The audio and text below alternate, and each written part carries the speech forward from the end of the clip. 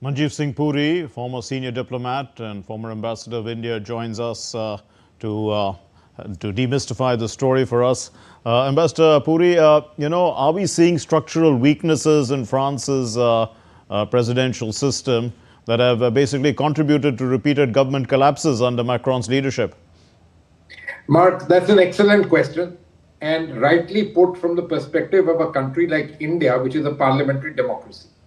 Now, France, under its current constitution, has a very powerful, directly elected president.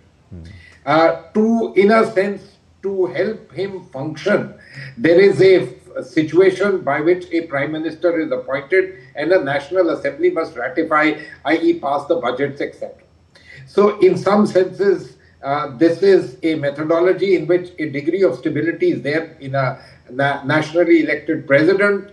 And on the other hand, there has to be a degree of what is called cohabitation, a French word, especially when all the parties in the National Assembly, the majority is not held by the same political party as President Macron.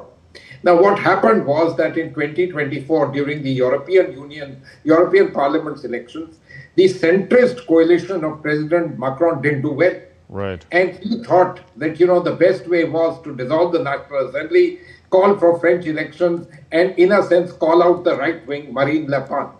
But actually what happened was that in the initial, there are two rounds of elections. In the first round, Marine Le Pen did pretty well. Now to counter her, in the second round, the centrists and the leftists got together. She wasn't able to do as well. And in a sense that allowed President Macron to once again nominate someone as the prime minister. It lasted about 8 months. It fell again, then again another prime minister, and now the third one, somebody who's a great loyalist.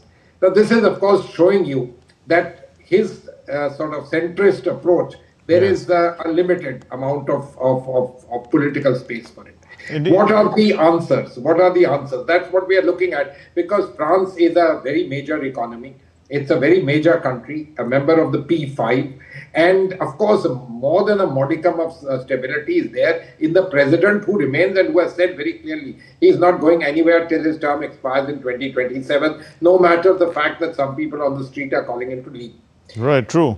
But Macron's pension changes, austerity measures, they've triggered that political backlash. You talked about the street.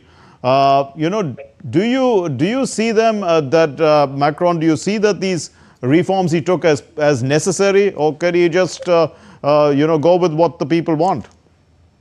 So, Mark, look, economists would say that these were necessary because the French economy wasn't doing too well. The debt to GDP ratio, which is, I'm told, somewhere well above 100% right now, was certainly a very big problem. He had to take it. So, several of these kind of measures are not populist. They are measures which is a kind of bitter pill and a better medicine. Right. And, it's not easy to swallow. He's having to pay the price for it. But, he's actually having to pay the price for having taken a risky political step in 2024, dissolving the National Assembly and thinking that he could somehow manage things. It hasn't happened. What are realistically the options? Yes. I don't want to talk about him leaving the office. Let's leave that out. One is appoint another one. The constitution allows him to do so. And let's see if that person can do something.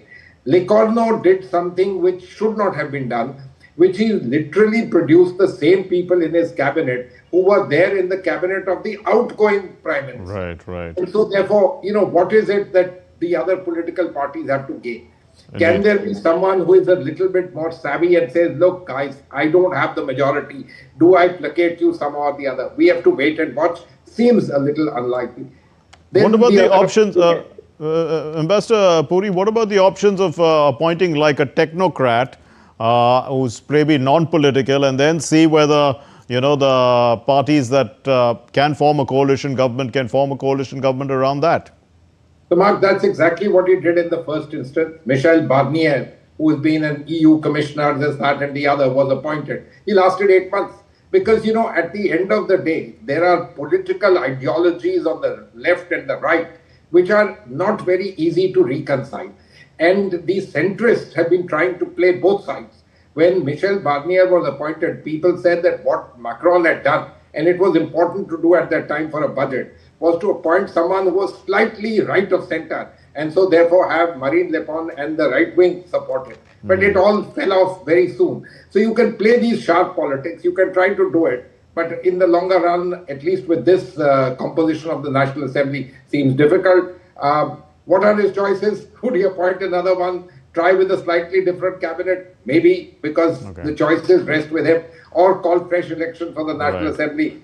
Will they go in his favor? Very unlikely. Indeed. So if he does call snap elections, as people are asking, and if it doesn't go his way, even these calls for impeachment that are coming in, do you see this reshaping the narrative for the 2027 presidential race?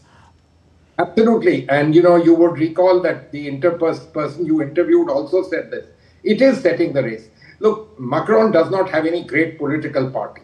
In fact, he won by playing a good centrist card against Marine Le Pen by gathering the leftists to come behind him and say, look, you don't want the right wing, isn't it? So pony up for me. And this is exactly what he did. They have an election which has a two-step process. If in the first press nobody crosses the 50% mark, then the top two go in for a runoff. That's exactly what he did. He was successful. But the limits of what you can do without really having a strong political party at your back is something which is seriously being exposed today in France. But of course, the constitution makes the French president a very powerful presidency. We leave it there. Thank you very much, Ambassador Manjeev Puri, former senior diplomat, former ambassador of India. Thank you for putting that into perspective for us.